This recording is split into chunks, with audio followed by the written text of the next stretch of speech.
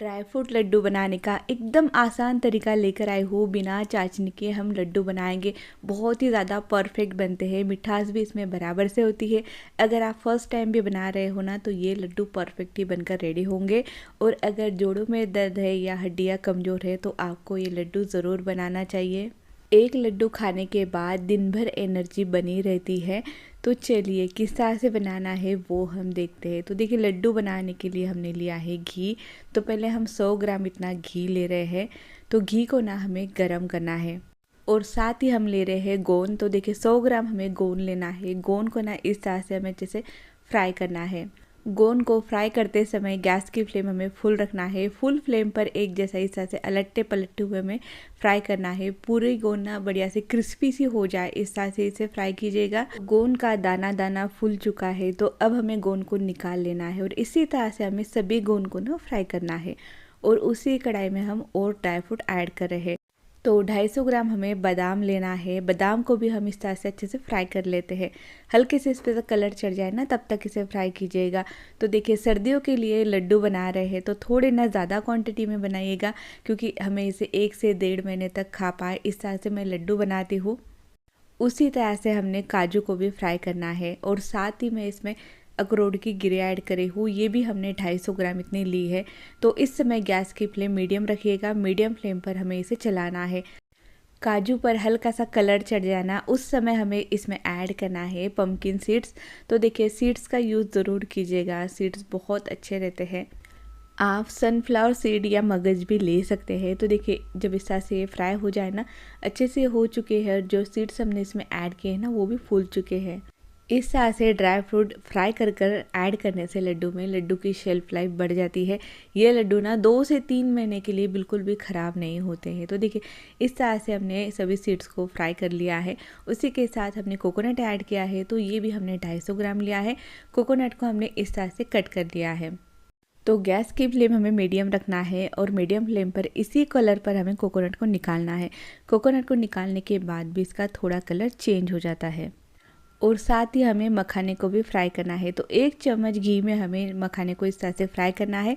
अगर आप ज़्यादा घी में मखाने को डाल लेते हो तो मखाने तुरंत ही घी पी लेता है।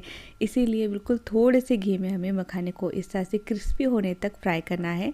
तो मखाने भी अच्छे से हो चुके हैं तो इसे हम निकाल लेते हैं।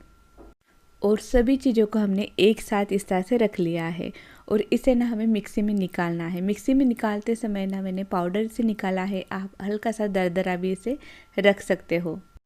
तो इस तरह से हमने ना पीस कर रेडी कर लिया है। इसी तरह से हम सभी ड्राई फ्रूट को पीस लेते हैं। ड्राई फ्रूट को हमने फ्राई किया था ना तो इसमें से बहुत ही बढ़िया सी सूंधी सी ऐसी खुशबू आ रही है। और सभी ड्राई फ्रूट को हमने फ्राई कर लिया है, पर पिस्ता को हमने फ्राई नहीं किया था क्योंकि मैंने इसे सॉल्टेड लिया है, इसीलिए इस तरह से मैं इसे ऐड कर रही हूँ। ये पिस्ता भुनी हुई रहती है तो इसे फ्राई करने की ज़रूरत ही नहीं है।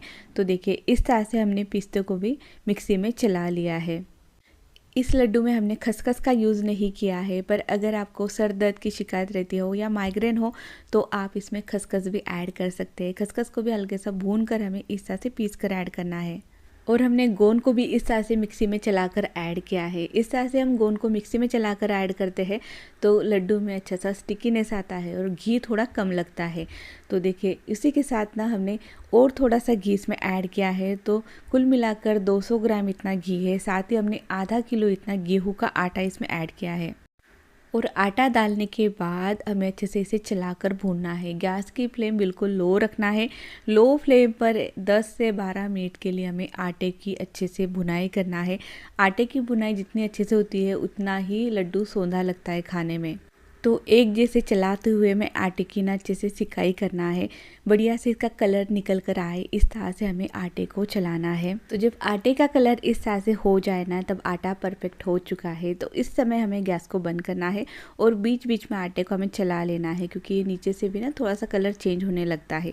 आटा अभी हल्का सा गर्म है तभी हम लड्डू में इस तरह से ऐड कर लेते हैं। तो ड्राई फ्रूट के मिक्सचर में आटा बराबर से अच्छे से मिक्स हो जाए और सभी फ्लेवर अच्छे से निकले, इसीलिए आपको हल्का सा से गर्म ही ऐड करना है और डाल करना इस तरह से हम मिक्स कर लेते हैं। लड्डू बनाना तो बहुत ही ज़्यादा आसान है, पर इस तरह से जब छोटी छोटी टिप्स हम फॉलो करके लड्डू बनाते हैं ना, तो ये लड्डू ज़्यादा टेस्टी लगते हैं। तो इस तरह से हमने मिक्स कर दिया है। साथ ही हमने 1 चम्मच इतनी सोंठ की पाउडर ली है और 1 चम्मच हमने हरी इलायची का पाउडर लिया है। आधा चम्मच से थोड़ा कम हमें काली मिर्च का पाउडर लेना है और सभी चीज़ों को अच्छे से हाथों से मसलते हुए हमें इस तरह से इसे करना है, जिससे क्या होता है लड्डू बनाने में आसानी होती है, सभी चीज़ें आपस में अच्छे से मिक्स होती है और साथ ही ड्राई फ्रूट का भी तेल निकलता है। ऊपर से घी डालने की हमें ज़रूरत ही नहीं पड़ती है। तो देखिए जब इस तरह से मिक्स हो जाए ना, तब हमें इसमें ऐड करना है चीनी। तो चीनी मैं ले रही हूँ, जो देसी खांड रहती है ना, उसका मैं यूज़ कर रही हूँ। तो वो हमने ली है आधा किलो। तो अगर आप गुड़ डालना चाहते हो तो वो भी आप आधा किलो लेकर और हल्का सा थोड़ा सा पानी डालकर ना मेल्ट कर ऐड कर सकते हैं, या आप सिंपल वाली चीनी भी आधा किलो इसमें इस तरह से पीस कर ऐड कर सकते हैं। तो खांड को इस तरह से डाल कर ना हमें अच्छे से इसे मिक्स करना है। लड्डू ना 2 से 2.5 किलो बनकर ये रेडी होते हैं। तो देखिए इस तरह से हमने खांड को भी ना अच्छे से मिक्स कर लिया है और मिक्सचर अगर थोड़ा सूखा लग रहा है तो आप इसमें घी थोड़ा सा ऐड कर सकते हैं। तो लड्डू हम बना लेते हैं और लड्डू बनाने के बाद ना एक लड्डू आप इस तरह से बना कर देखिएगा और इसे ना थोड़ा सा तोड़ कर देखिएगा। लड्डू तोड़ने के बाद उड़ना नहीं चाहिए, इस तरह से लड्डू टूटना चाहिए, तभी लड्डू परफेक्ट बनता है। तो इसी तरह से हमने सभी लड्डू बना लिए हैं।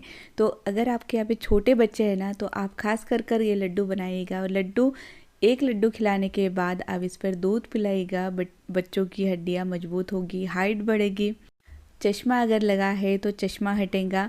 तो इस तरह से अगर आपको लड्डू की रेसिपी पसंद आई है तो वीडियो को लाइक ज़रूर कीजिएगा और इसी तरह से आसान टेस्टी रेसिपी देखने के लिए चैनल को सब्सक्राइब कीजिएगा।